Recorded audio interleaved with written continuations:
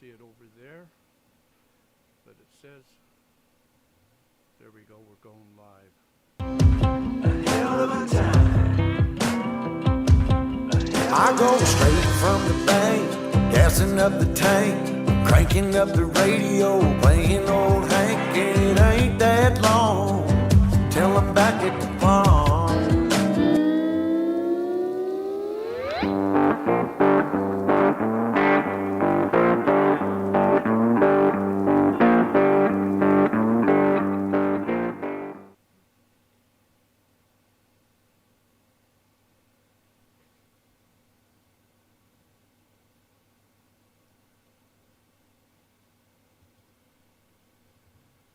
Well, I tell you what, let's see if I'm going to come through or not. Am I coming through there? I see myself in there, but I don't. Oh, there we go. Hey, all right. Well, hey, I don't know. Hopefully, you guys can all hear. It is Wednesday once again, October the 23rd, 2024. This is this is all something new. So I don't know why there's a lag on my other system for. So you guys are all probably seeing a lag. I got to figure out later on how to take care of this lag. But welcome everybody, Paul, Mark. I got this block right in front of everything. Josh, Jay, hello Jay. Hey Jay, did you get your present? A little quiet, Jack. You don't hear me, or is it quiet? Quiet on your end. I guess I should always find out if you guys can hear me or not, huh? Hopefully you guys can hear me. I got my package. All right, Trump. Yeah, so hopefully I guess you guys can hear me okay then, since you responded to that. Anyways, so nothing further to do. Let me see if I can bring our guest in here. We got a guest. We're just going to get right to the point here and start chopping here. All right, the one, the only Mr. Wayne Tuttle himself. Yeehaw! Look at that. You even have a standby and on the air sign on the screen. Oh, do I? I can tell when I'm live on the air. Wow.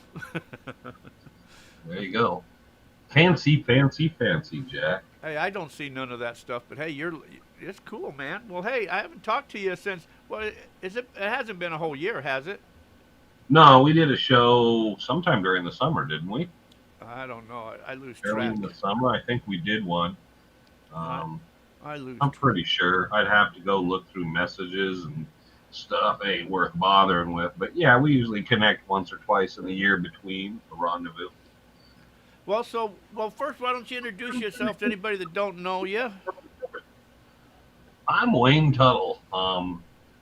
You could know me from seeing me previously on Jack's show. You could know me from Legend of the Superstition Mountains, the History Channel program. I've also done Beyond Oak Island, Unexplained, Unexplored, World's Greatest Mysteries, History's Greatest Mysteries, and stuff like that. And I got a YouTube, Legend of the Superstition Mountains, where we have a program we upload called Chasing Legends every Monday, and then we do a live podcast on Fridays. So I got many hats and many things. And this week, coming up this weekend, in fact, one of the events I host is called the Dutch Hunters Rendezvous, which will be celebrating its 20th anniversary. So 20 years we've been pulling that event off. Nobody's caught us yet or thrown us in jail. That's been 20 years you've been doing that? Yeah, it started 20 years ago. So, well, the Treasure Hunter of the Year award is, I think, on its 33rd or 34th year. So, yeah, the years have been piling up. I would have never thought I'd be here after 20 years and we're still doing this, but it somehow continues on. Well, I always said for years that I was going to make it out there, but it always fell on my detector hunts, and so I just never was able to make it. But I know last year I rescheduled the hunt and said I'm going to make it out, and so that was my first time out there. I thought it was pretty good. It was so good, I'm coming back again this weekend. Yeah, people have the misconception. It's not like a club event.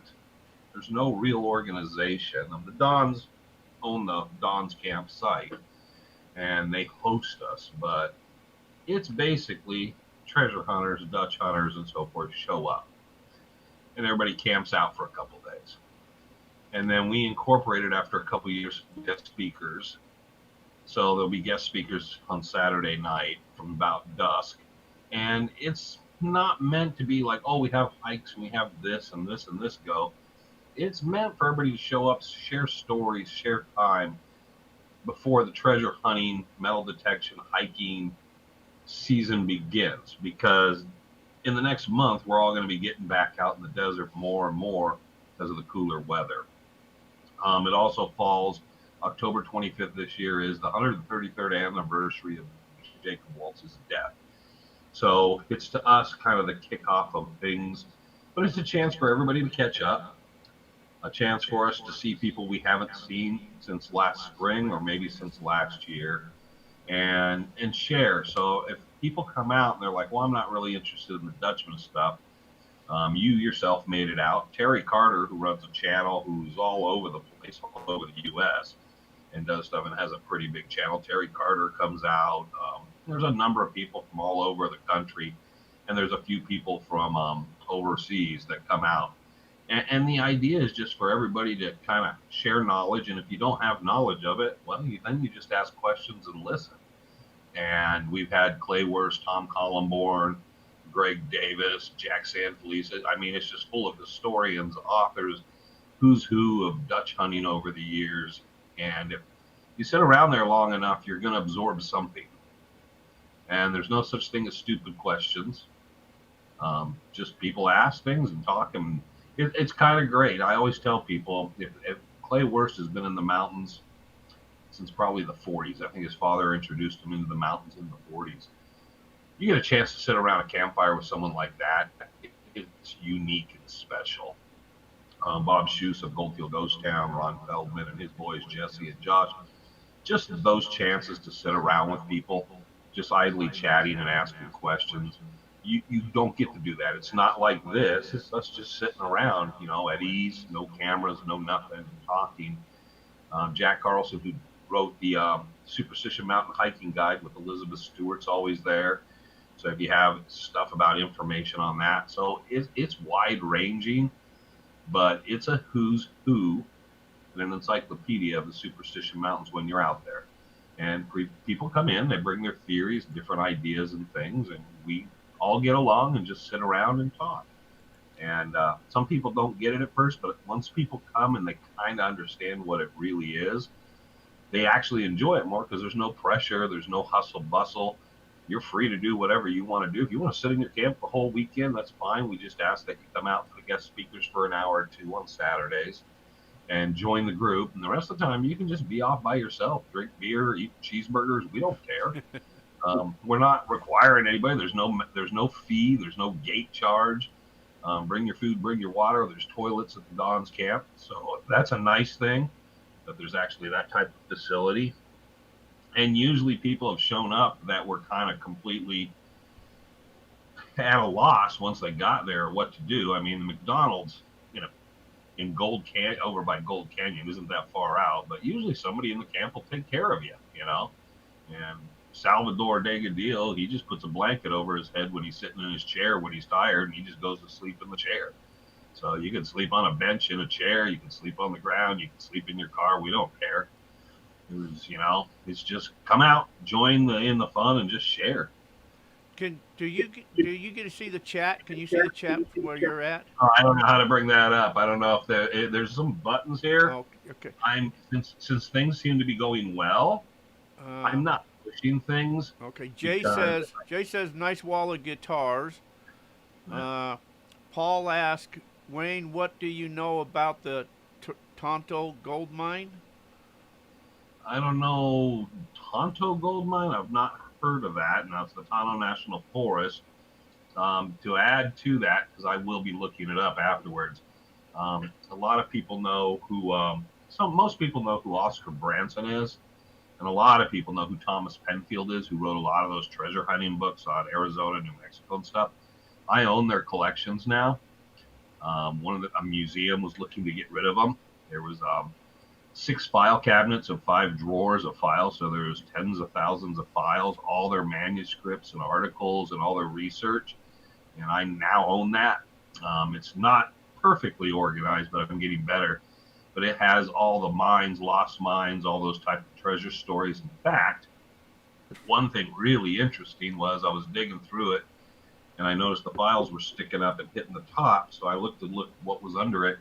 Doc Noss of Victoria Peak's daughters had written a manuscript on Doc Noss and the Victoria Peak. And that original manuscript with the original family photos was actually buried in that stuff. It had been written by edited by a man named Xanthus Carson. And that was the original, and it was stuck in there. And I just happened to find it. It also, what was sitting with it, right underneath it, I took it out and thought, oh my gosh, I've never even heard of this. It was never published. So I set that aside, was looking at the pictures. I looked at the next thing, and it was this huge, thick report of the individual, the court proceedings and hearings of when Doc Noss was murdered. It was the entire court transcript. So when you end up with those types of you end up with all kinds of crazy stuff. That was probably the most interesting. But yeah, I ended up with that. So I'll be looking up Tonto Mine because that seems very general. And I don't know, since we're in the Tonto National Forest, I can see there'd be a Tonto Mine. I don't know the story because I think I would have run into it by now. Yeah, I'm not. Let's see, what else is there? Rocky Mountain Prospectors popped in. Hey, Brad, I heard you called and got registered to come out to the thing this year, the end of the year, and also you're coming out to Patreon's outing, so that's cool. Let me see who I've missed coming in here. Richard Duke, Panama Prospector. Love all the stories around the Dutchman and the mountains. Rubber Ducky.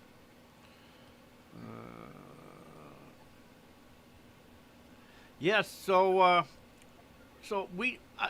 used to, when I first met you, I noticed that you used to drive like this old beat up truck, and it was like, it was all rusted up and falling apart. I never owned a truck like that. Never. When you would have met me, well, I was driving a King Ranch pickup that was almost new. Well, okay, so see, this is where I was going with this story. So then after you went in the superstition, now you're driving these big King Ranches and living in this big ass house. So I don't know what that means or anything, but no, I was trying to remember that truck because I don't remember that truck. I've always had a nice truck. I'm the opposite of most prospectors. I always have a nice truck. Yeah, everybody has that beater with a, what is the old thing? They got a $2,000 pickup with $20,000 worth of equipment in it. And I'm not the complete opposite of that, but I always like a vehicle that I know will start and get back out of the mountains. I'm the guy that'll help tow people or go rescue people. My stuff starts. Randy Treasure says hello. Bobby, hello. Panama says, do you chase any Spanish or Aztec? Or do you know much? Let's see. Do you chase Spanish or Aztec?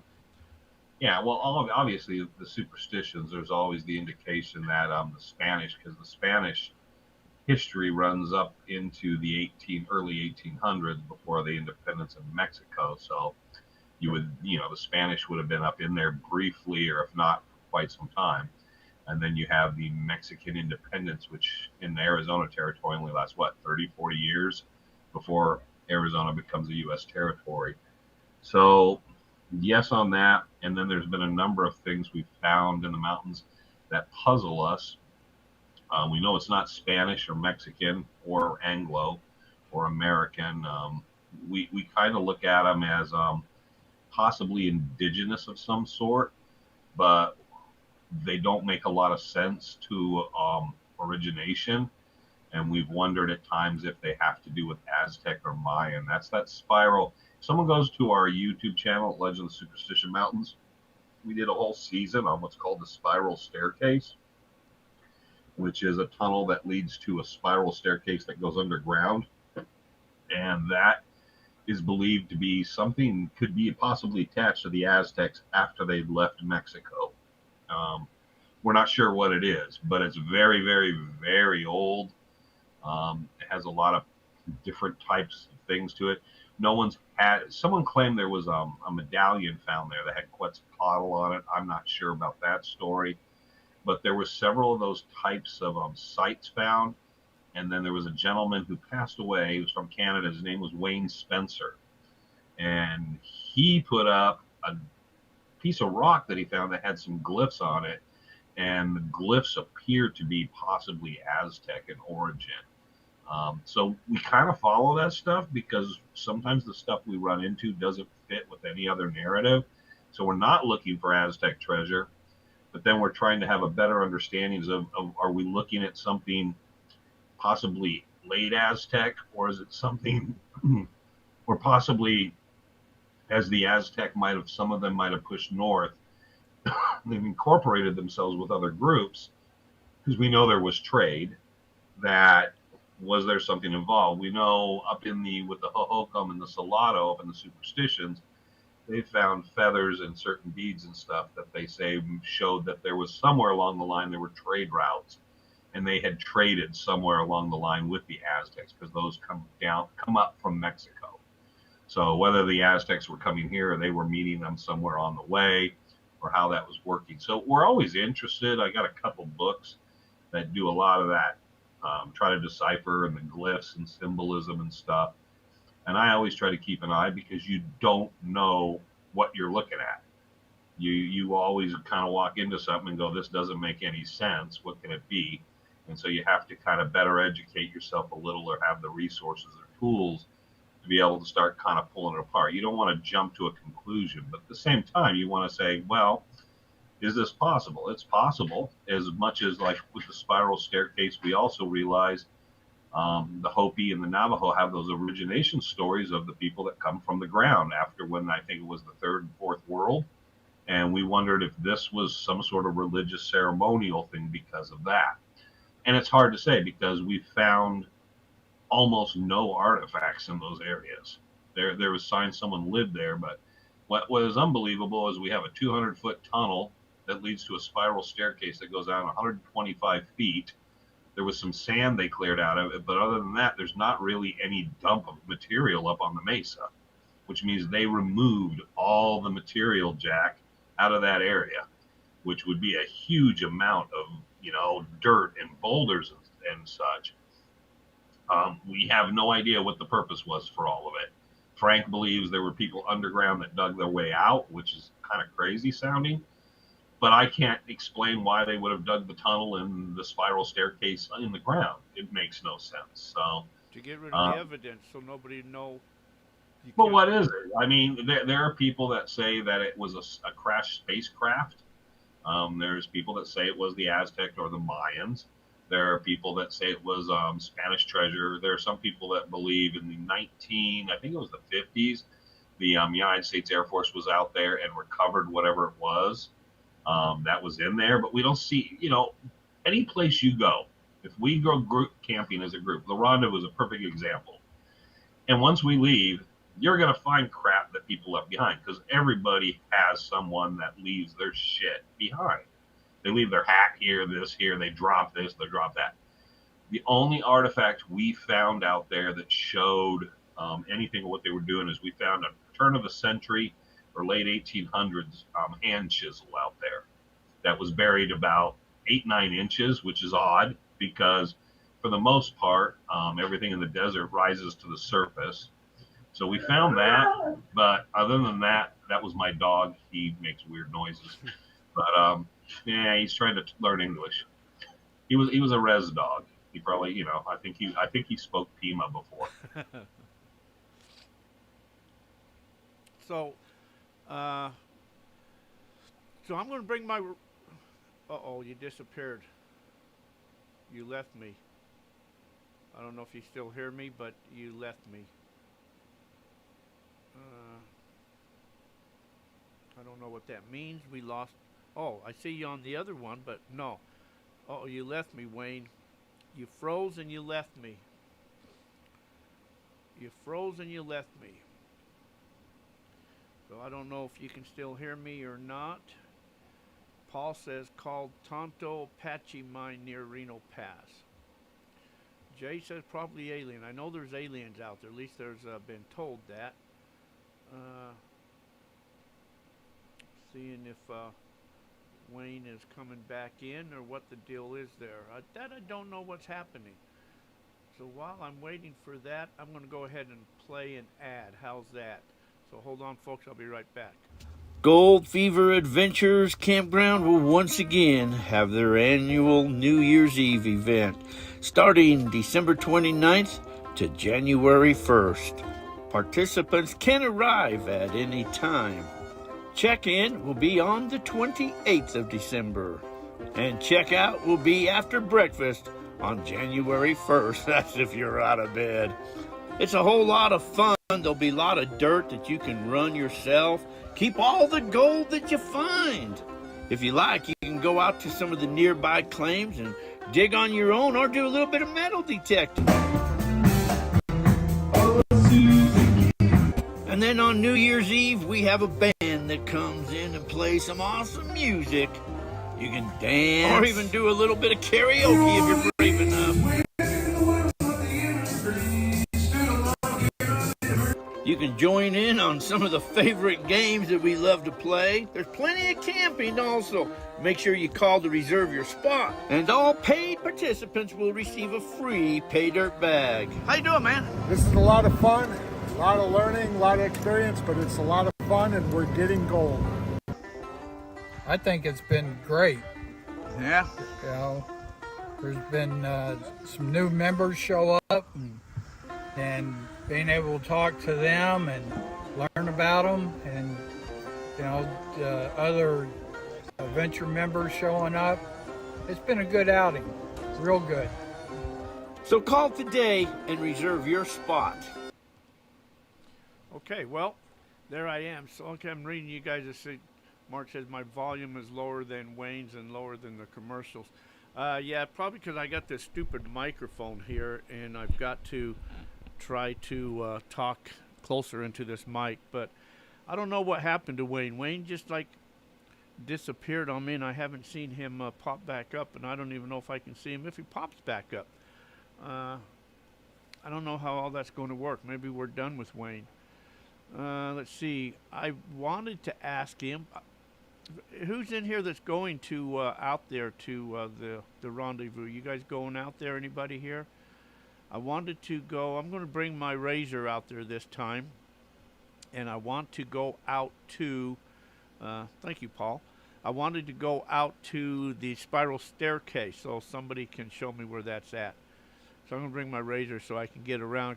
Because I'll be in my truck with the camper on the truck, and I can't leave once I'm there because, well, I guess I could, but then I got to pick up house and everything. So, but I think this time I'll bring the razor so I can go play around some of that area and go exploring. So I know people's been there before, that they know where this spiral staircase is at. I'd like to go check that out. See, he's in the Matrix. Guy, hello Guy, says, hey Jack, ask Wayne to show you the pyramid rock that they found at the spiral staircase. I don't think you can drive out to the spiral staircase. I'm coming. Okay, Brad says he's coming. Cool, Brad. I'll see you out there. I don't know if you can drive out there. Legends of the Superstition. No idea why I am not on, Jack. Everything is good here. Let me see here. What I'm going to do is I am going to do this way here. Copy link. Copy the link. And then I am going to, I've got to see if I can reconnect with Wayne. So let me see how I can do this here. Copy that there. Then I'm going to go into here where you guys hopefully can still see me while I'm doing all of this here to try to get Wayne back in here. I'm going to email him back a link, and we'll see if we just start this all over again. Compose Wayne, W-A. Wayne has a weird email. Let's see, where is Wayne's email? I gotta find what email his is. Yes, paste the link. So I gotta put a link in here. I gotta go see what Wayne's email is. So let me do all of this type of stuff. Like I said, this is all new programming. And so I'm learning as we go. Wayne has this I can't believe his email address can be. He must have had it for his whole life because it's a. Trying to join again. Oh, Does my microphone's working? Do you see me, Jack? oh, I hear you. Let me see. Yeah, I can't hear you now, Jack. Let me. Let me see. I hear you. Let me see if I can get what's going on here. There you are. Okay, I see you're back in here. Hold on, I see you. I see you. Hold on. Wayne. Wayne. Okay, let's see. Do that there. There we are. Wayne, let me lock you in. Okay, I've got to add this link. Yeah, I think it's on his end. This is a new system for him. Copy that in there. Let me get rid of that. Let me go back into here. And let's see, guest. Oops. I got to go to Wayne. No, let's see. How am I got to do this here? I've got to go to. I figured it out. I think it's just on his end. Let's see. So I've got to copy your link here. What? And then I have to go to add this link in a scene. Wayne.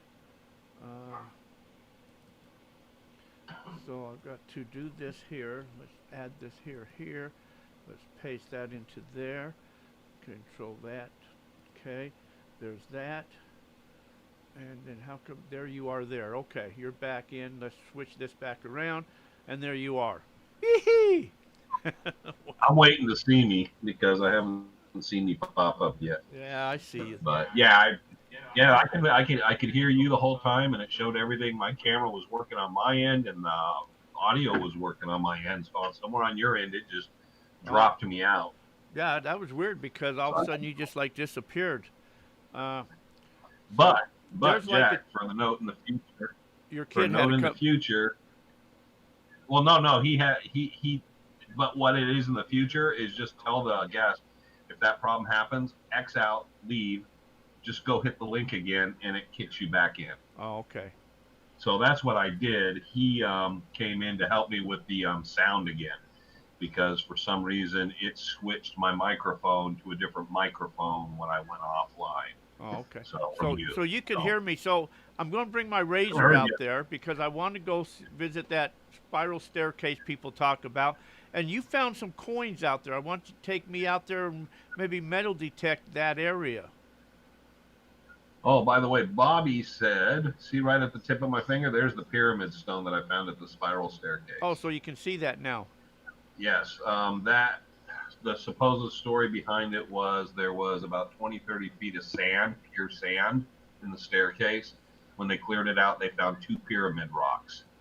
They set them out outside. The sand is there. You can see the sand. It's all just pure, clean sand. And no one's quite sure why it was put in there. But when they cleared it out, they found the 2 pyramids. The story I got was they never knew what happened to the pyramids. I was out there with Frank, and we were walking along, and I looked down, and there was a pyramid. And I brought that home. It's always hard to do this, but there at the end of my thumb is one of the pyramid rocks. I own one, and it's home here.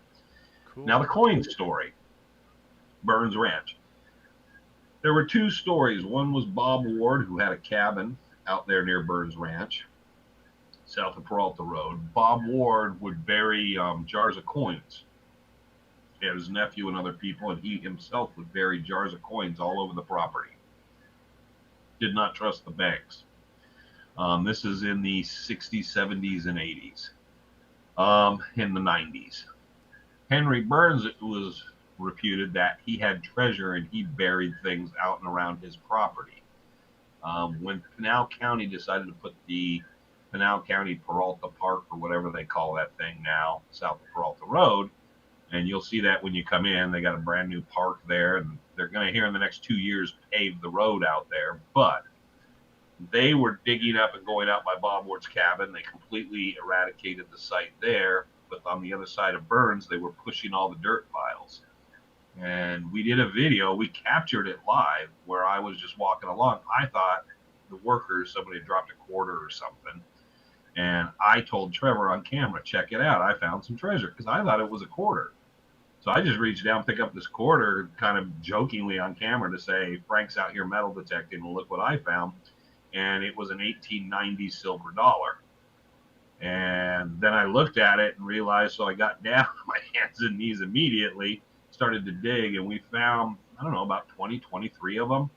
We found some quarters and other stuff, old from turn of the century, and some pieces of glass. So what we believed was when they were cleaning out and building these roads, they must have hit one of these jars, and one part of one just pushed up into this by this tree.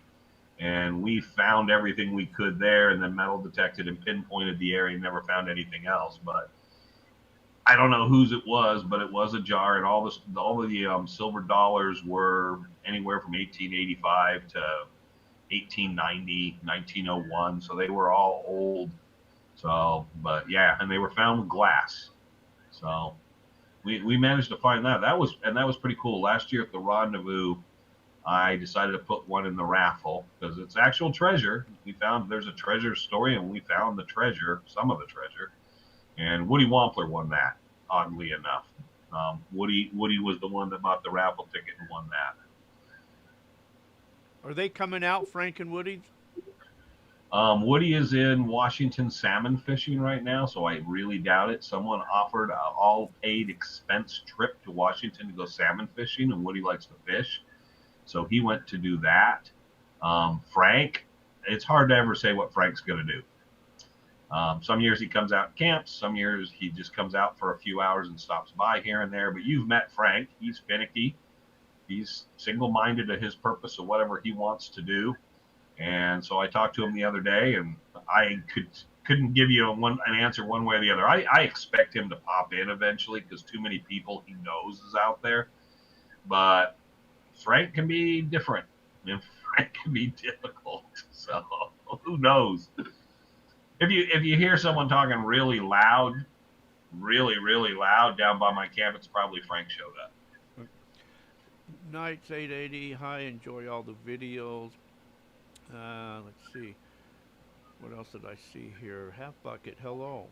Yeah, it's an old Half Bucket came over to camp the other day, gave me some eggs, and he gave me an old miner's compass needle, surveyor's needle they used to call them too, a surveyor's compass and things. That was pretty kind of cool. I'm bringing my ghost hunting equipment. I got a few things for ghost hunting. There's some spots. They don't have to be day or night. They can be out there somewhere, and I can show you how that stuff actually works. So I've got a few. But its actual purpose.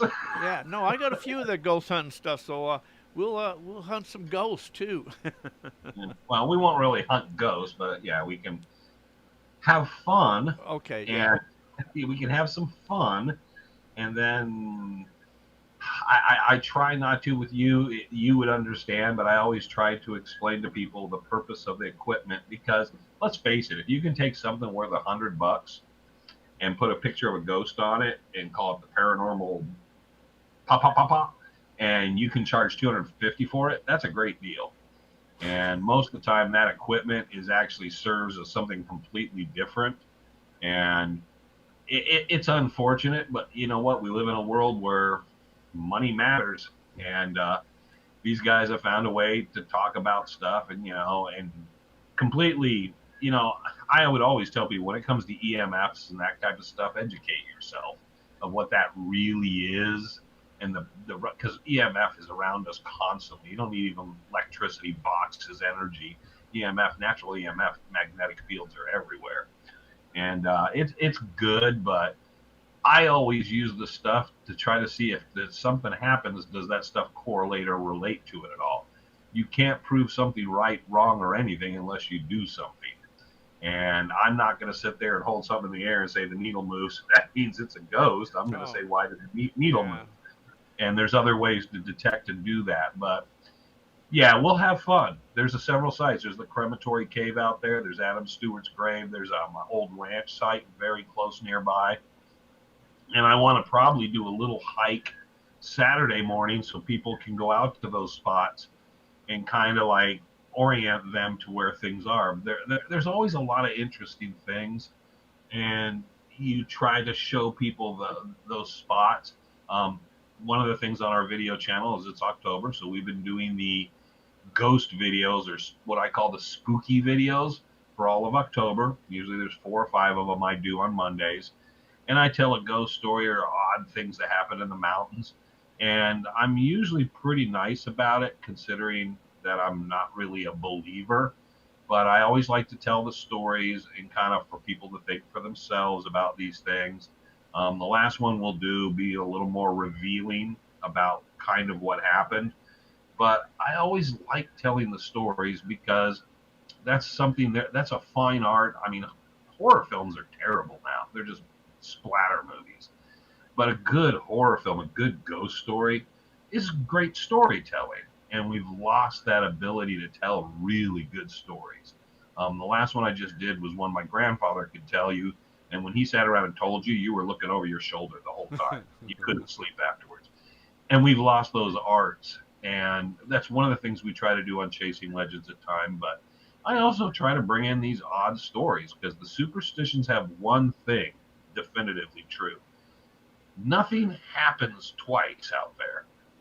It doesn't matter what it is, it'll always be something completely unusual and unique that happens to someone. So you don't have like 40 UFO stories, you don't have 20 Bigfoot sightings. No, you have uniquely one odd thing. We had the lady that saw the greenish pyramid thing that was glowing and hovering in the dark on Peralta Trail. We had some monster thing that chased a guy out of a canyon in Boulder Canyon. We have my Stickman story, which was some weird skeletal stick figure in rags that was up on Coffee Flat that I saw many, many years ago. It's weird stories, but they never repeat. No one ever has a story that even comes close to one of the others. In fact, at the rendezvous, not the year you were there, I was up on the top rim, went to get a couple beers from the Hopper family. And when I was up there, I was taking a couple pictures looking down the amphitheater at the guest speaker.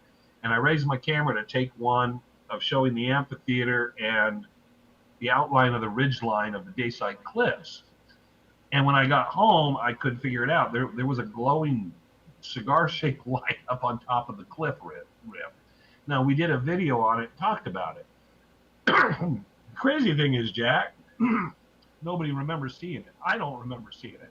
I took a picture, and it's there in the picture, and you can see the ridge line, and you can see that. I don't know why I have that picture. And, we call it, if people look for the video, it's called Hopper's Light. So there's always weird things that happen in the mountains. Is it paranormal? Is it because it's a volcanic caldera and there's all kinds of chemicals we're breathing in, the mercury? Who knows what's going on? I don't know. But it's interesting that people have such varied experiences out there. So we will try to have a varied experience before Halloween for you, Jack. Hey, it is. It's going to be Halloween. Somebody said, when is that? That's this weekend. Yep, 25th, 26th, and 27th. 25th, And the guest speakers will be the 26th, Saturday night. I don't know when it does. Sorry, my throat's getting bogged up. It'll probably be just around sunset, which is what right now, about 5:30, 6 o'clock.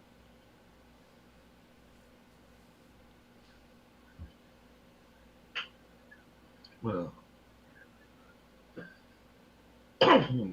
but yeah, we'll have the guest speaker program. So and then after the guest speaker program, there's a raffle, and then we all break off the campfires and always let everybody know, people who just want to stick around who aren't camping there, come down. They can join us by the campfire if they got chairs and stuff. We will be in the amphitheater, which is cooler because it's out in open air. You've seen the amphitheater. Yeah. Are you nodding, Jack, or you haven't seen it? Yeah, no, I see it. Yeah. Yeah. It holds 1,000 people. Back in the days of Trek, they had 1,000 to 1,500 people that would be in there. So it's a big open area. If you talk to your neighbor, it doesn't get trapped. You can't hear. You don't have to strain to hear the speakers, and it's a lot cooler because it's in open air. So we'll be in the amphitheater this year, which is really nice. We've done it a few times. I don't know if we did it when you were there. We went to the amphitheater to ghost hunt, but we didn't go there to do the talks. I think we did the talks in the Ramada, right? Yeah. Yeah, and in the Ramada, it's hot.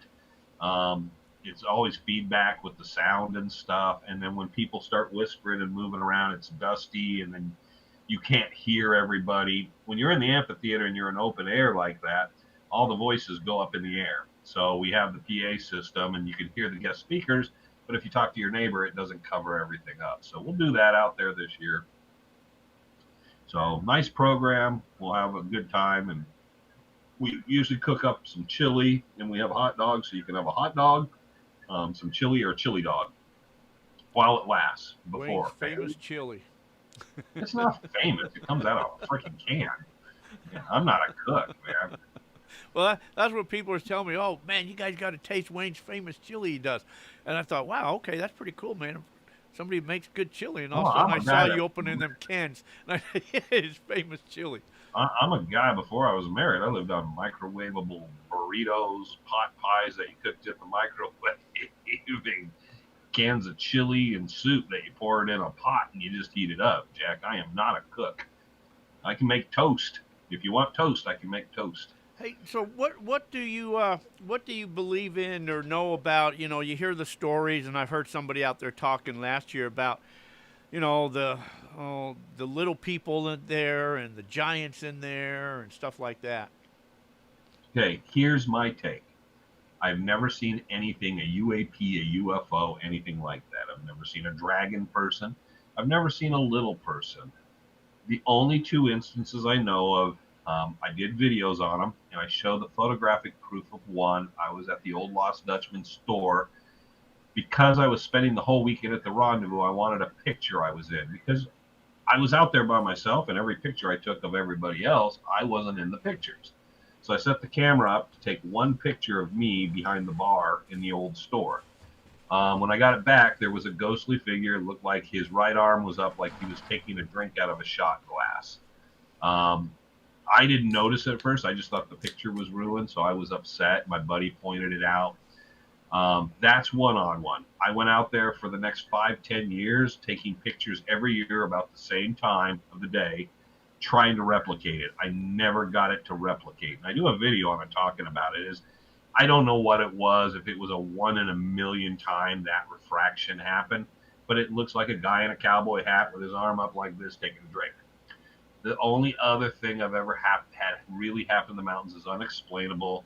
I did a couple videos on it. I did one while we were on Black Mesa. We were talking, and I talked to Trevor about it. And then later we did a regular video on it. I call it the Stick Man. I was up on Coffee Flat. I was traveling kind of northbound, and I saw what I thought was, it looked like a dead tree bush thing, and it looked like something like plastic or something got on it, and you could see tatters of it on it waving in the wind. And I was looking at it, and when you're traveling across ridges and mountains and stuff, you'll see stuff. Well, you use that as a focal point, as a line of sight to move. I was up there kind of searching for a treasure story of a sort, and so I decided to use that since it was kind of in my path as a focal point, and I kept walking towards it. And as I walked towards it, I thought it looks weird, kind of like the figure of a scarecrow guy or something. And I thought, that's weird, it has, almost, it's not real because it's way too skinny and stuff, and I can see the tatters. So I was thinking, man, it's not a balloon, but I wonder if a trash bag or something else has been out there, and the sun's deteriorating, it's hanging there. And I kept approaching closer and kind of looking at it odd.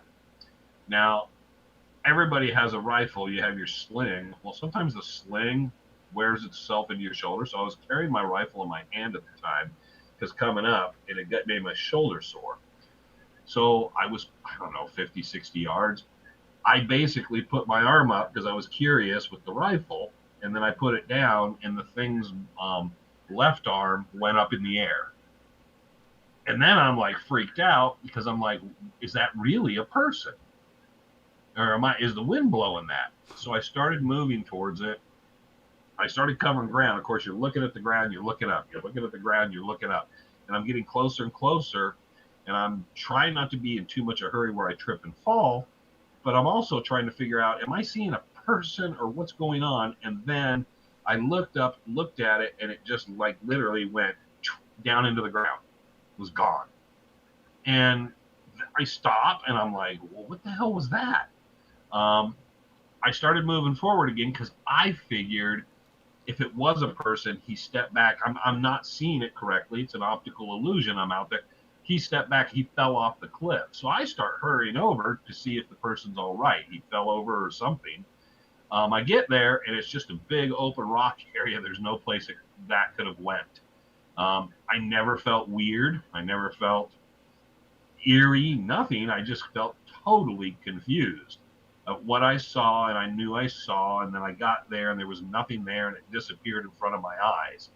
I sat there for a little while. Now, when I left, I had eyes in the back of my head because I was walking, turning around, looking constantly every which way because I couldn't get it out of my head. There had to be a person, and there's something I don't understand here. I've had a lot of people tell me what they think it was. There was some people from the Gila tribe that kind of told me. So some people have given me ideas what I could have seen. They said that's not something most people would ever see, and that's a bad thing to see. I have no idea. I can't tell you whether it was real. Was it a stick thing of whatever with a trash bag and it blew away? And because I was moving towards it and agitated and trying to see what it is, did I not really catch it right? Or was it really something that just disappeared into the ground, just melted into the ground? And it was Jack, like it was there, and then it just folded up into the ground, and it was gone. And it was all that was old. That was all bedrock, solid rock when I got up there. Wow. There was no cliff, nothing. So I have no idea what I saw, but I call it the Stick Man.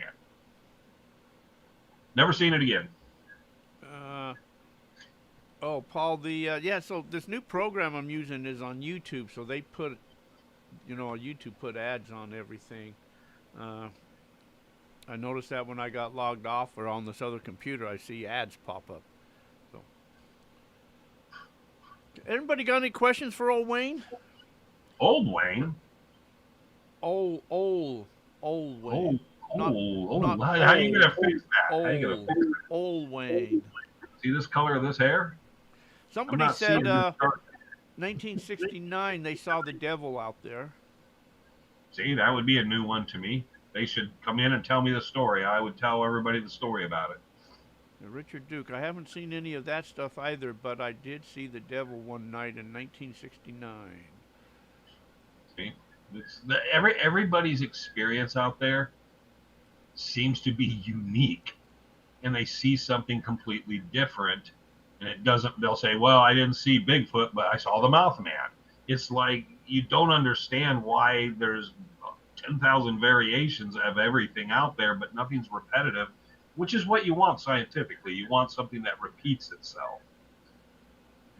Well, I've lived close I lived was out in Gilbert years ago, and then after Gilbert, I moved to, from Phoenix to Gilbert, then to Wickenburg, and that's finally when I've always heard about superstitions, but this guy took me out there, so we went out there, spent 5 days out there. I talked to you about that before. We went up there by Garden Valley or whatever, and which I didn't know at the time, which I've told this story before to people, that one of the ladies that we were with was walking around and was picking up all these like pottery shards that were all over, and she found these indents in the ground, and we didn't know what they were, and I never knew what they were until I talked to you about it, and you told me what those were, and that was kind of strange.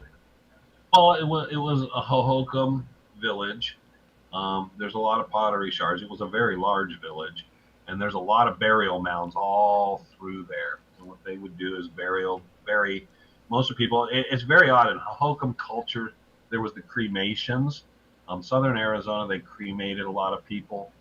Then there were burials more in central and north. In the superstitions we have on the southern end of the superstitions, the crematory rock, where they were cremating people. Maybe it was some higher ranking people.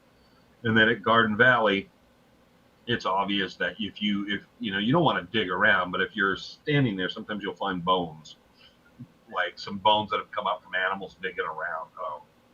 And though they're buried usually facing east, in a kneeling position there, and that's kind of what the mound was from. But it's That's a place with so much history because you had the Hohokam in there. There was an Apache cavalry actually attacked a group of Apaches in there and killed them. The Mormons had a settlement in there, and then of course it was a ranching area as well.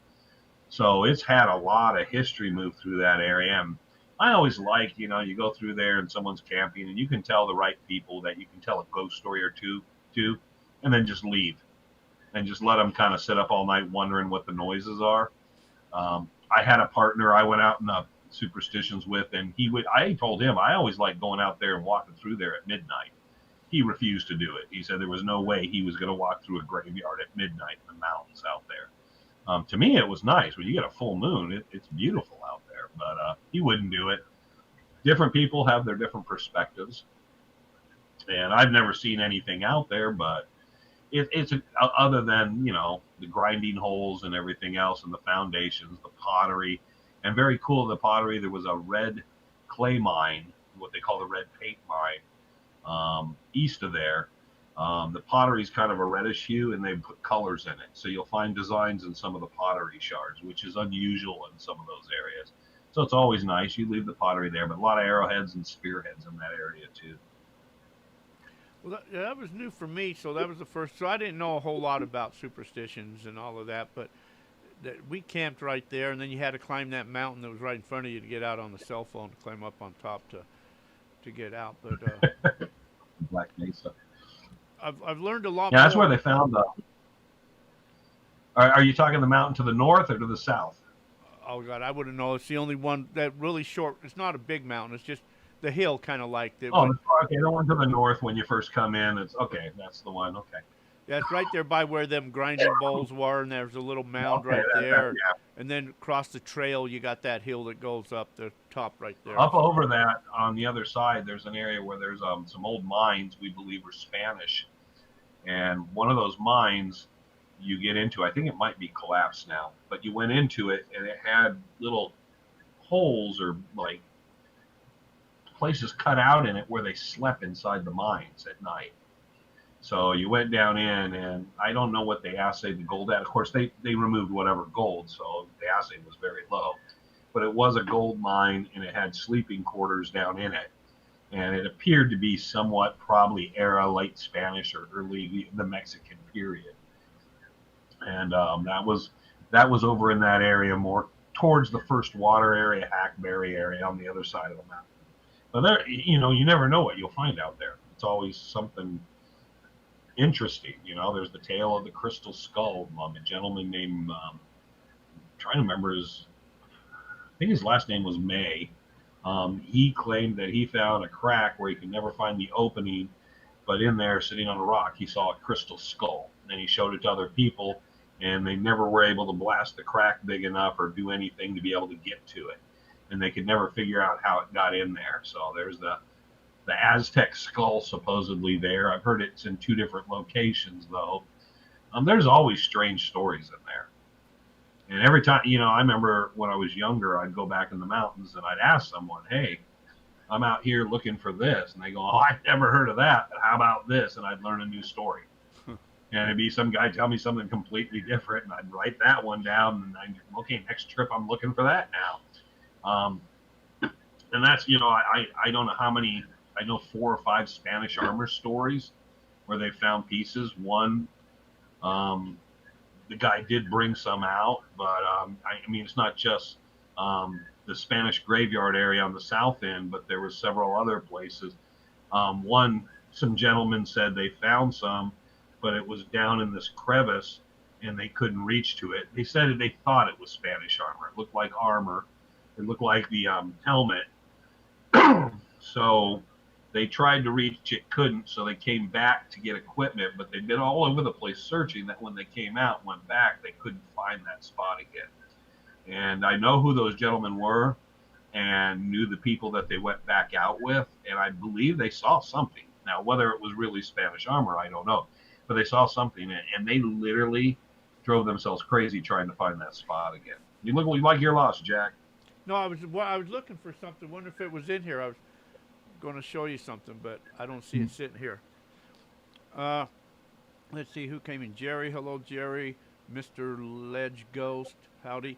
Daryl said, Dale says, did you ever hear of the boulders of Roosevelt Dam may have been found a Spanish stash of gold? Basically, that's why they had the Mariners Training Center in Apache Lake. I've heard a lot of stories about when they were which that's the Salt River, and when they were putting the dams in, that they were caches. Now remember, that was people actually had arastras all through that area. We're probably Jim Bark, who was one of the early Lost Dutchman guys who knew Waltz, had an arastra and a mine up in that area. So they said, and that's also the area where they say the Apache treasure caves were, and that all got flooded.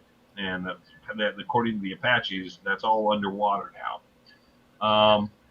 There was a story about Roosevelt in the military and something there, and we found a couple other locations that where every year they update the satellite imagery of areas.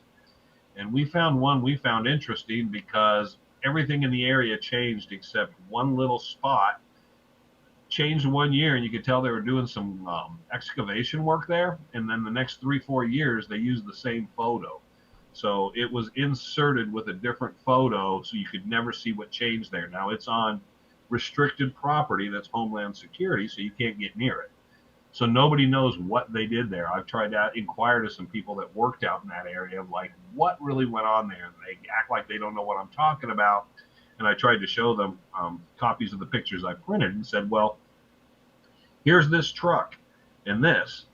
And then the next year, here's this, and it's a lot of work going on. And then the next year, that truck in the whole area looks the same for the next 5 years. So I said, obviously, they used that old photo for whatever reason here. And they had to manipulate that because the rest of the area shows change to the terrain and the sunlight and the shadows. And they looked at me and just shrugged and acted like they didn't know what I was talking about. So I don't know what they were doing in there. I don't think they were hiding missiles, or I don't know. Who knows? You know, with our government, who knows what they were doing out there. But there was something happening in several sites. That one I'm just talking about was out by Apache Lake. So Apache Lake, Roosevelt, all these spots. Tom Collenborn always told me he thought all that stuff was bunk.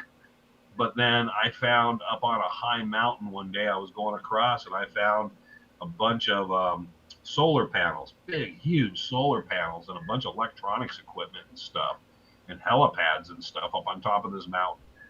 And I showed it to Tom, and he's like, how about that? And I said, yeah, Tom, well, how about that? I said, why in the middle of the wilderness, in the middle of nowhere, all this stuff is just sitting here? I don't know what it is. Do you know what it is? No, I don't know what it is. So I don't give that location to people because it's a little remote, but then I don't want someone to get in trouble. I went out, didn't quite approach it. I went to the area and then kind of stayed back some because I'm not sure if there's cameras and stuff. I don't want somebody visiting me. So I went up, looked to see if I could see any signage, anything that would tell me this is a restricted area, you know, do not enter, do not trespass. I didn't see anything, but the helipad site is there, and I could see the solar panels, which I think there was 4 or 6 of them, huge ones. And then there was a couple outbuildings, and all kinds of electrical. I don't know if there's something underground or what they're doing, what that is. But it's crazy, Jack, because when you run into something like that, you know, then you suddenly end up in the X-Files. Like, what the hell is this doing here? You know, I don't believe in conspiracy theories. I don't believe in this stuff. I don't know why this is here. Nobody can explain it. So I left it alone, talked to a number of people, and until I could hear something that tells me this is the purpose of it, it has some other purpose, I don't know what it is. And I could have swore when I saw it on satellite, because I had the software I had was able to really let me get in close. I was able to tell on the east side that it had a bunch of pipes and cables that ran over the mountain and down into the mountain. So I don't know. Could never find anyone that could tell me what was the purpose. You know, I asked a number of pilots and stuff, is it a transponder station or something of that note, that it's sending signals or communications, but no one can tell me. So I do not know what it's up there for. There was no antenna arrays or anything, but it has a bunch of solar panels. And it's all maintained and equipped. So there you go. So, well, we know the government does stuff that we don't know about. So, And what's interesting is if you ever follow, you can always follow flight traffic. In the superstitions, the flights go in and then they shut their transponders down once they go to land. So you see them travel in and then they get to a certain point and then the transponder goes off. And if you watch long enough, you'll see them come back out and the transponders come on. So most of the time you can't tell where they landed or where they're hovering or where they're actually working. Now, SRP and other groups do fly in there. So there is a lot of traffic in the wilderness area with the Forestry Service and stuff. But I've never been able to pinpoint any air traffic to that site. So, but I've seen that it exists and they have flown in there. So I don't know who it is or what they're doing.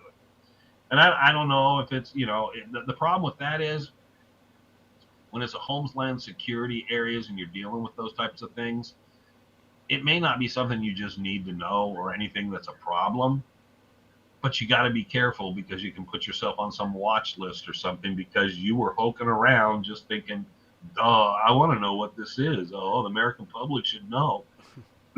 And it might be something that just really doesn't matter. I just poked my nose in the wrong hornet's nest. And so I'm always cautious on that stuff because I don't need to be in that kind of trouble.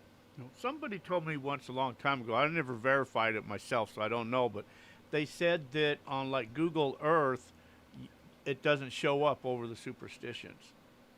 Oh, bull. Everything shows up. And someone said something about LiDAR. LiDAR and the superstitions, there isn't that much brush and stuff. And if you live in the desert, everything comes to the surface. And LiDAR's kind of a light ground penetrating stuff. And it's not real. LiDAR doesn't do a lot in the mountains and the ruggedness and so forth. Satellite imagery does a lot. And if you use filters for lights and shadow and stuff, heat signature, I would think would be your best bet is to use things that show heat signatures because we know anything that's very cool means there's an opening going in, and what you're looking for with mines, caves, caverns, different things is cool air. And that was something I did a video on an individual I discussed with is wanting some type of equipment that would go over and you would be able to see the hot signatures earlier in the day. Later in the day, you could run it over the same areas and compare where you saw the cooler and hotter temperatures. Now, necessarily at night, you should be during the winter, find the warmer air from those caves and caverns should be coming out. We're not looking for mercury, we're just looking for warmer air. Because anyone that's been in a mine knows the temperature, generally the caves and mines, the temperature remains the same all year long. So you would be able to see that hot heat stay the same. That is the third thing I would say I saw unusual. And that was when we filmed Legends, is we were filming in Hewitt Canyon and speaking of heat signatures, and Eric DeLille was playing with the FLIR. And he turned it and was panning around, and we're looking, and we're like, what is that, Eric? And we could see a figure walking the ridge. And we were looking at it, and it was summertime, so there's a lot of heat exposed off the rocks. But the figure walking across the rocks was blue. And he turned it towards everybody there, and everybody shows up red and yellow because we're hot.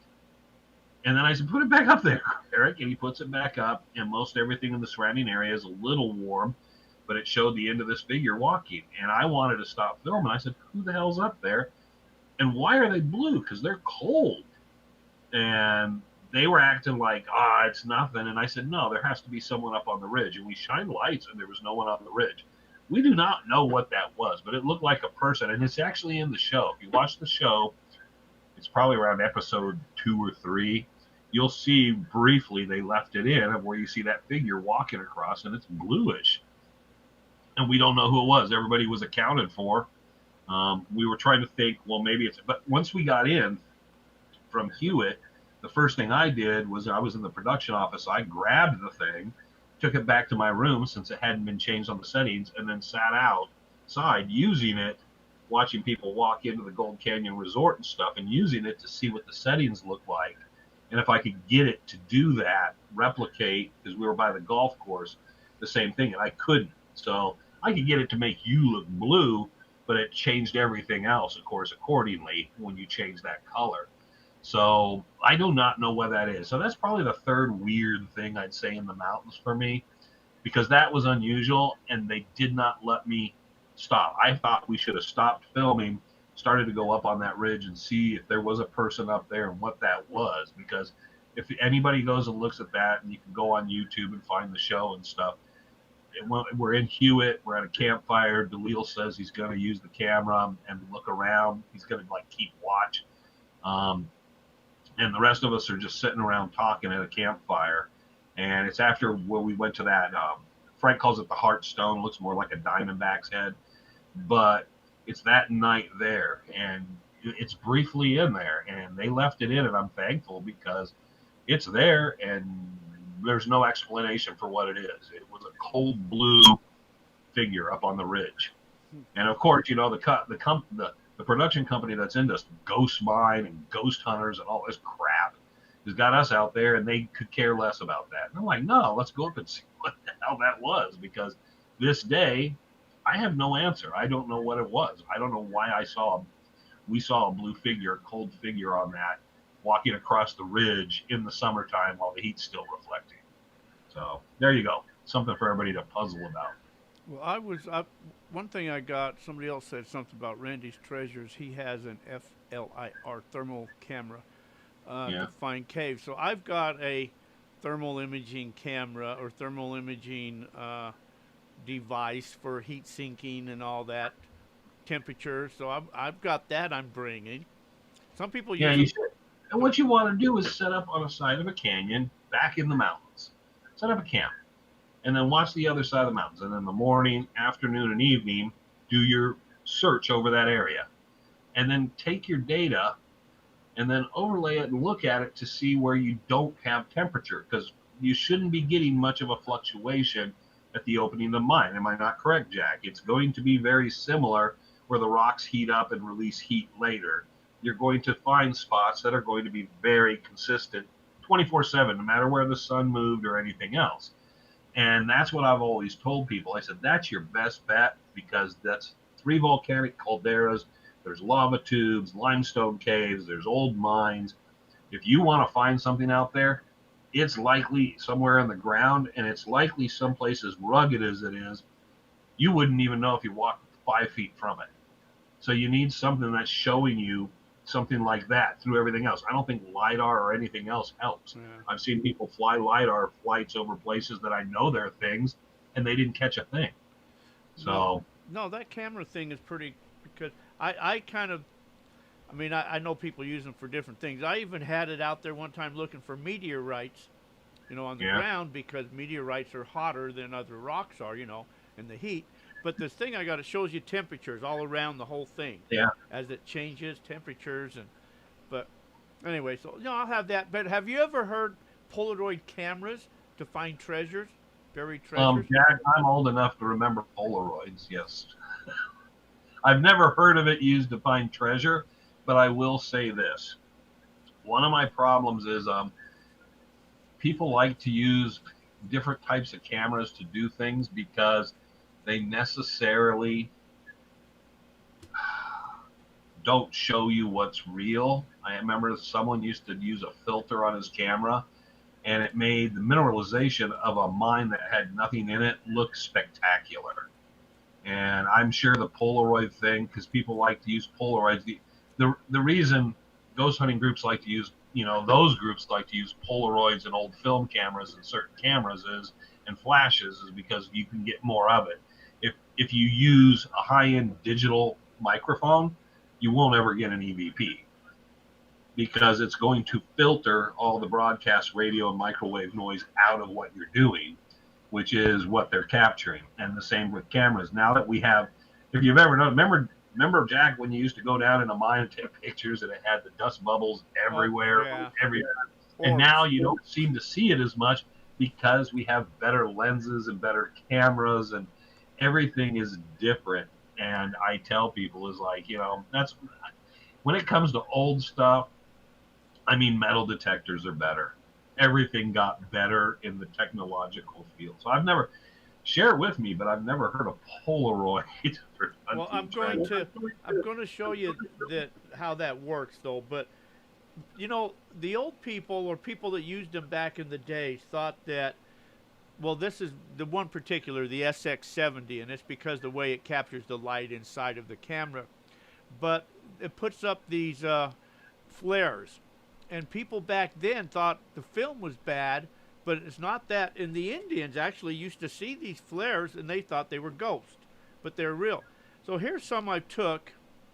See if you can see that. I So kinda, I don't know. I don't know if I'm you looking at take a it just like cactus. right when the sun goes down, so the ground.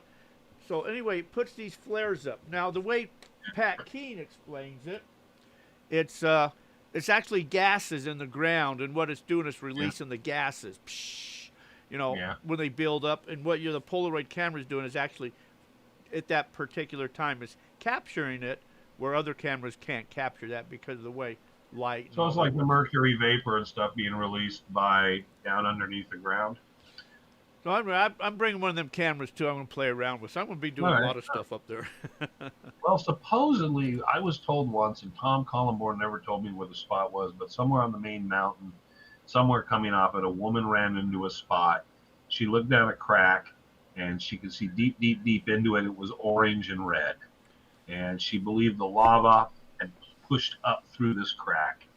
And I asked Tom, and he thought it was true. And he said she was a pretty honest person. He said it is possible that something moved up and then it disappeared. Yeah, later it cooled. It might have been just a spurt of something worked its way through a crack and left. The mountains used to have things we called the booms or the thunder, and that was the movement of the mountains because it's three calderas of volcanoes that are shifting way deep under the ground. So it used to make sounds kind of like if you were beating with a big mallet on a 550-gallon drum, but it was in the ground. You could hear it, and it would echo around you, and it was weird sounding. A lot of that is because of the calderas and the lava. You're on a volcano, remember.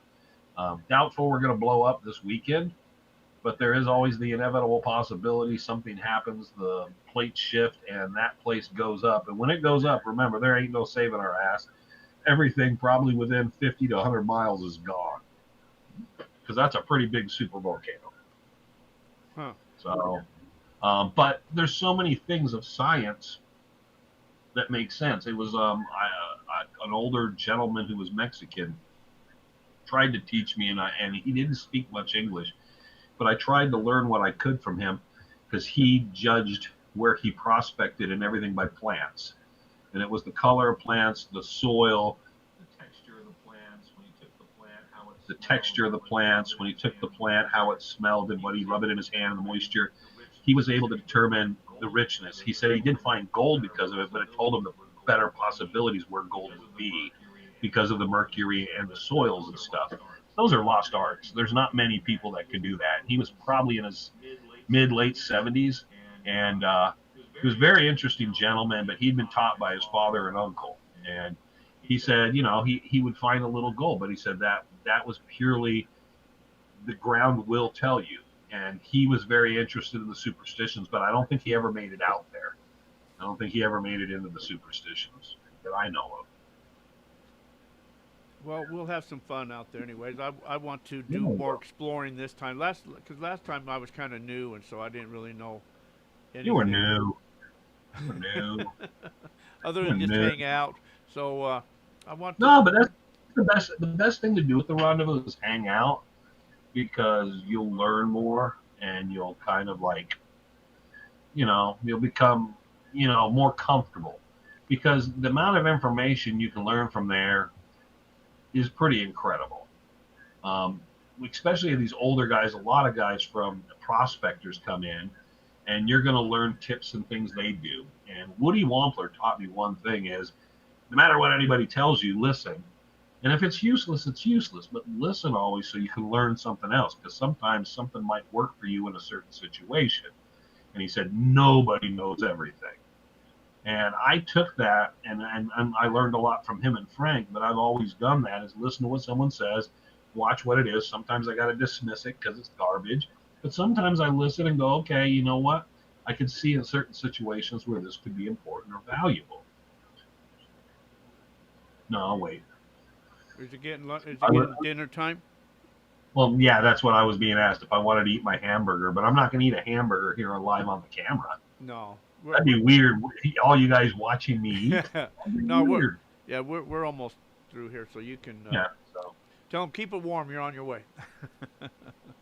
they'll heat it up. Oh, but I know there's a few people in here that they say they're going out there. So Cool. No, no. Come down, join the campfire, ask questions, talk to people. Remember, everybody has an opinion, but I was at one rendezvous. This is years ago. And Joe Roboto used to have the camp where I have my camp now. Joe had his camp, and there was a couple different trailers, and there'd be 60 to 80 people in that campsite. And it would be at night, and they'd have lanterns up, and they had shades over them, and they were so loud, Jack, you could not think. It was so loud, so much buzzing. And I don't know how these old men could hear each other and stuff. So I walked away outside of it, and there was this gentleman off to the side, about 20, 30 feet away, sitting in a chair, looking totally exhausted. And I pulled up a chair next to him, and we just started to chit chat. And he had the most amazing stories. He'd been a partner with Chuck Ayler in the mountains in the 60s, with Al Morrow before he died, up with Crazy Jake on Peters Mesa. He'd lived for years in the mountains. He was from Canada. His name was Brian Lickman. And I couldn't believe probably one of the most prominent guys that spent the most time in the mountains wasn't in there talking with everybody. He was sitting out here by himself, just hanging out. And once I started talking, we got going. And Brian and I have had a lot of good talks.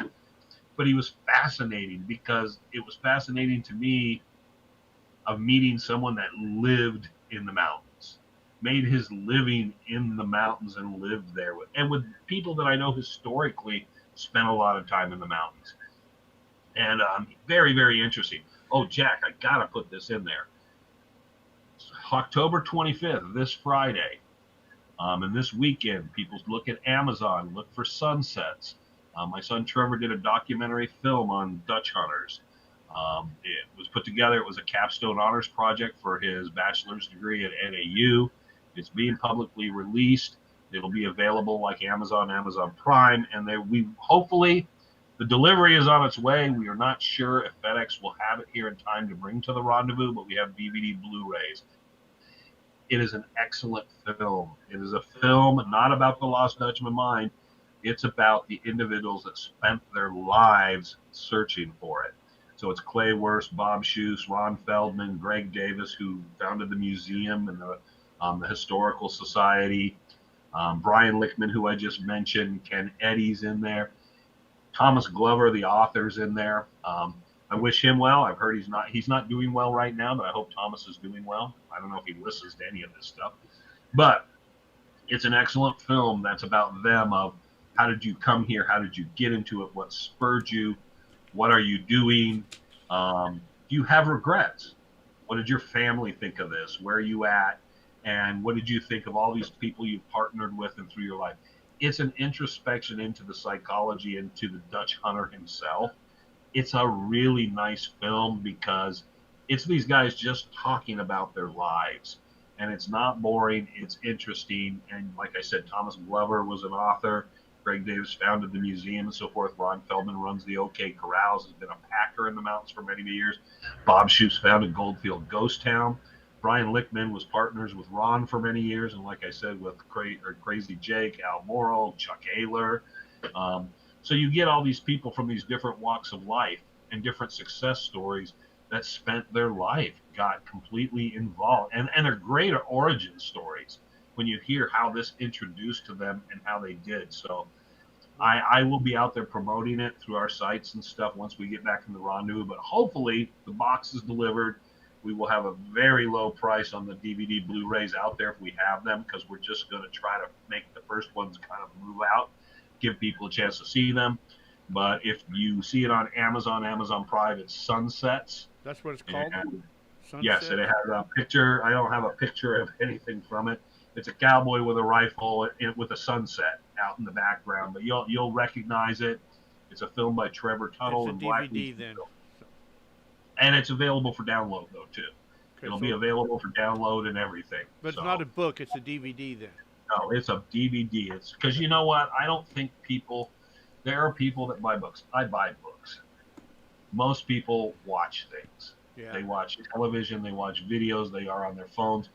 I realize the medium we have to hit, even if you want to write a book and a transcript, the medium you have to do to reach everybody is through film and video now. That's where people are. And that's, it's, when people say, "Where's your book?" I say, I do a video. I've been doing 4 or 5 years of videos every Monday. You get 20 minutes every Monday of me. That's the book. Because over time, you're getting more and more out of me of personal stories and different anecdotes and different things, plus my time in the mountains. That's better because people are going to engage with that better. We, for some reason, have moved by. I don't know about you, Jack, but you put me in an old bookstore, especially one of those old ones that smells kind of musty. Yeah. Man, I'm going crazy. I'm digging under piles and looking through boxes. But that's not generally where people are anymore. It's moved past. So we decided to when he made this film, it was spurred by Tom Collenborn. Tom and Trevor discussed how to make the film. Tom was a key cornerstone of this film, and he passed away before Trevor was able to start it because it was a capstone honors project for his degree, he had to wait and everything had to be a certain order. Tom, unfortunately, very quickly became ill and passed away before Trevor got started. And that was very unfortunate, but then I told Trevor, just keep doing it because that's what Tom wanted. He said, and I remember the conversation, it was at the Rendezvous, and we were sitting around a fire, and Tom and I were discussing how television the edits will never have editorial of how to make a program the way we want. We'll never be in charge for the masses to do the right thing. And Tom turned to Trevor and says, "You're going to move things, young man." He said, "You know what, Trevor? You tell our story. You tell our story, not the Lost Dutchman, not all this other stuff, and try to do that. Tell our story and put it out there." And that's what Trevor did. So people see it, they're going to enjoy it. It's great insight, and I think it works for anyone into process. If you're not into the Lost Dutchman, you're still going to find it relevant because it's a story about people in search of treasure, in search of something bigger than themselves. And oddly enough, most of these gentlemen were in their 70s and 80s, and they have no regrets, zero regrets. They don't care if you think they wasted their lives. They could care less. They had families, they had lives, everything's fun. No, they don't have zero regrets about what they've done. They would do it exactly the same. And that's an interesting thing, because you'd think failing at that for a lifetime would make you think maybe I should have done something different, invested in Apple or something else. And none of them feel that way. And we didn't get into it in the film, but a testament to all this is Bob Corbin was former state attorney general, done very well. Bob, shoot. Most of these gentlemen, Tom Collenborn, Greg, they've done very well. Greg was a commander, was an Air Force pilot. Most of these people have been very, very successful. Richard Peck was a millionaire and searched the mountains for many, many years. There are very many very successful and wealthy people that spent time in the mountains searching for it, because the big reason we're out there, as much as you might want to tell yourself, I'm looking for gold and this and that, it's the adventure. You're there for the adventure. Because if you go out tomorrow, Jack, and you find a nugget that's, say, 22 pounds,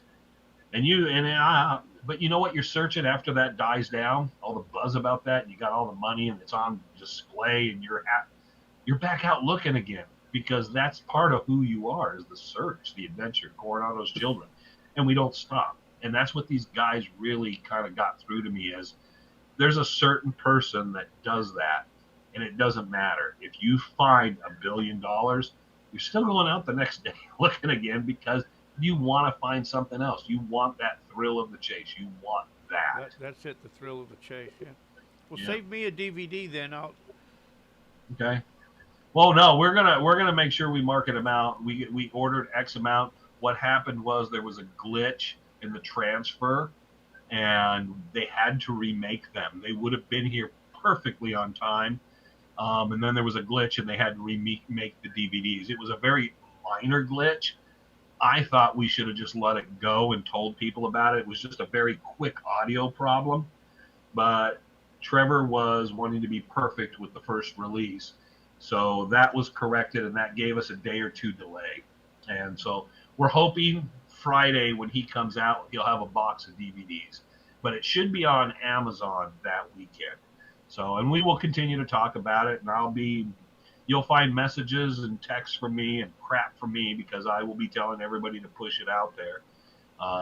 It's his first film, so successful for him. So it doesn't have to win an Academy Award. It's just nice that he did a wonderful job. When you see and hear the film, you're going to say, wow, that was a kid who started with an idea when he was 17 years old, and this is what it became.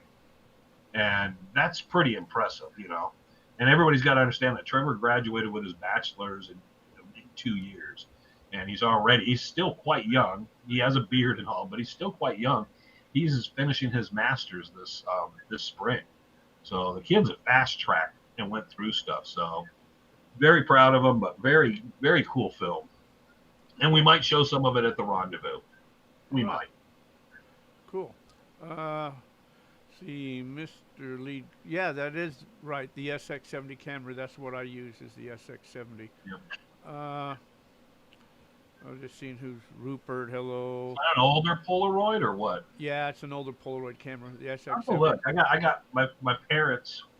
When my dad passed away, I have a big camera collection in the garage. And there's Polaroids, but I've never used any of them or looked at them. I know I can get the film for them.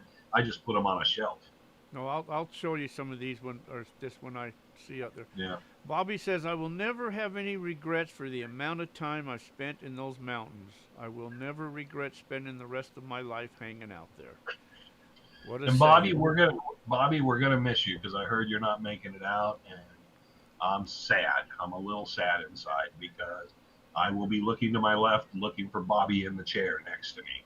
But I hope everything's good for you, Bobby, and we get to see you further down the line. Yeah, Doggy Bones is like hunting, only we hunt gold.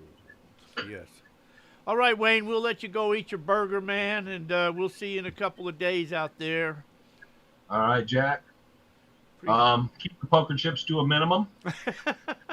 unless you want to put them on a table and play some cards, then it's different. So if you want to put them up in a card game, that's different. Hey, I'll give you handfuls of them, man, and you can do whatever you want with them.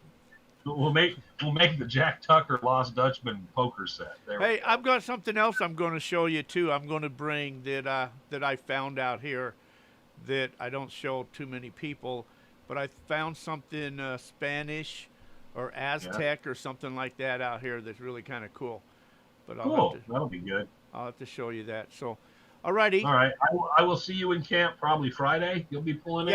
Yeah. I'm going to camp along the road there probably tomorrow night. So when you zoom by, I'll have to. Now, Jack, be careful. They dug trenches along the road. Where people camp at?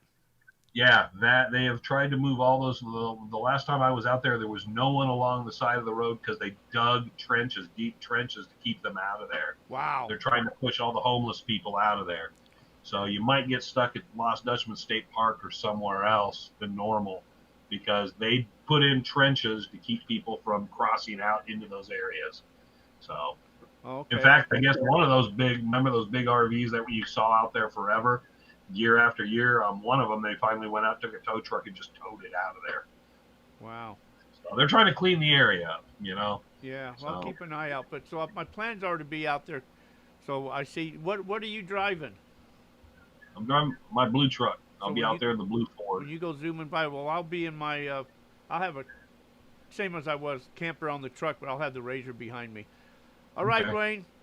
Have fun, buddy. Appreciate you, man. Thanks for hanging, and we'll see you in a few days.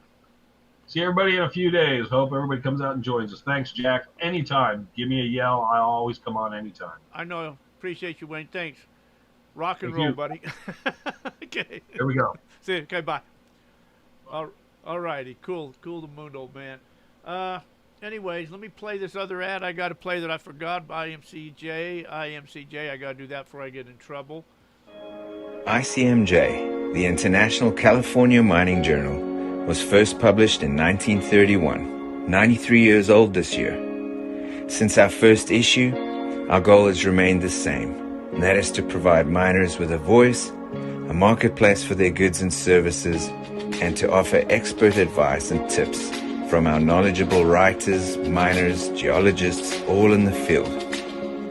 We still offer our 12 and 24-month print subscriptions, but keeping up with the times and with our reader requests, the digital online subscription option allows for a simple and gorgeous reading experience using your preferred technology, your phone, your tablet, or computer. Sign up for our print, online, or both print and online at www.icmj.com or call us at 831-479-1500. For our advertising services, both display advertising and classifieds. So, anyways, okay, cool the mundo. That saves me from getting in trouble here. Anyway, so that's my plans to be out in the Superstitions. Again, want to thank Wayne for coming in, joining us. So you guys all have a fantastic evening. Have a fantastic week. You guys going out to the Superstitions. I'll see you out there. So you guys all take care. Thanks for hanging, everybody. And till next week. I'm still learning the program, so don't mind that. Take care, everybody. Woo! All right. Well, I've been down so long that my mind can't get no rest. No, no. I've been down so long that my mind can't get no rest.